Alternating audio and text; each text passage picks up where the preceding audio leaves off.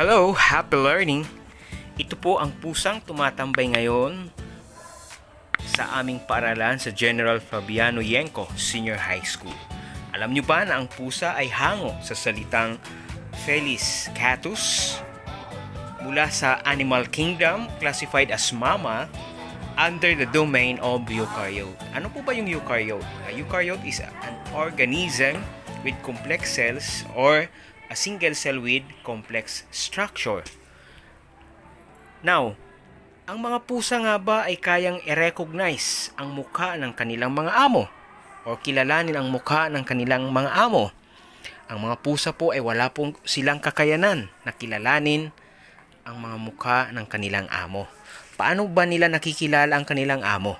Nakikilala nila ang kanilang amo sa pamamagitan ng amoy nito at sa pamamagitan ng boses ng kanilang amo.